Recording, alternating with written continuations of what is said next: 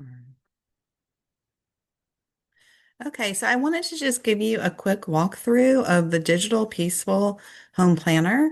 This is the Start Here page. It tells you what is included, how to contact me if you have questions, and it's just for personal use only. Now, if you go to your command center, this is sort of, I labeled it as a dashboard. I have one of these. I use this at home. I have one of these at work that, it's a little different for the one that I do at work, but I want to keep my priority. I have a picture of my family here. What are my priorities for today? Here's the day. I have a prayer for the day that I want to remember. Then, sorry, prayer here.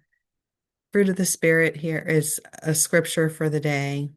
And then when you come down, I've got quick links to the different pages that you might want to go to quickly rather than scrolling at the bottom. A to-do list. The first five are in blue. Those are ones that if you can set up on this taskbar if you know you have, say, five things that you do on specific days of the week. Or maybe it's something every day that you do, making your bed every day.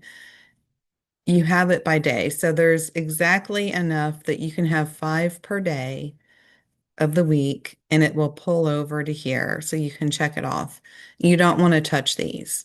That's why I have them in blue. You don't want to type in. But everything else down here, you can type in what you want and have it there. And then if you have certain things that are your most used links that you're constantly going and looking for, put them here quickly.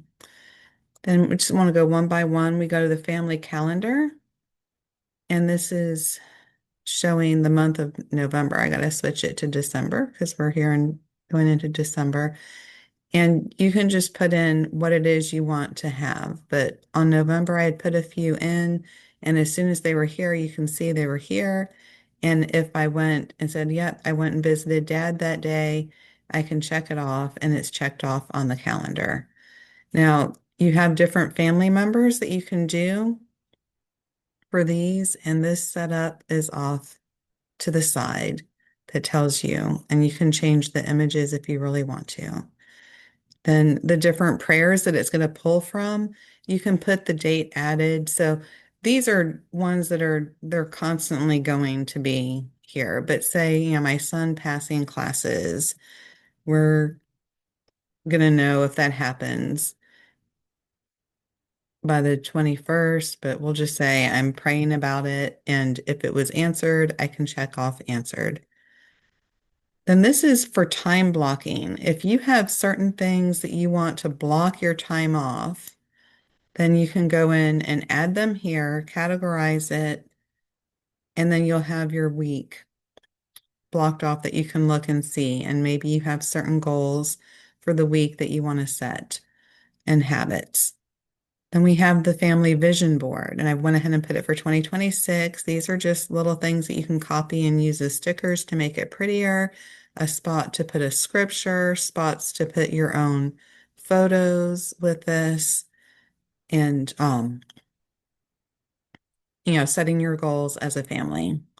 Then this is the basic weekly meal planner that you have breakfast, lunch, dinner, and snack, where you can have two different things. If you come over, you have a grocery list that you can fill in, and then you can put your basic ideas. So these are things that you're going to be doing on repeat, or maybe you want to try a recipe with that. And then when you come over here, you can find what are the options that showed for these. Maybe I want to do leftovers for that.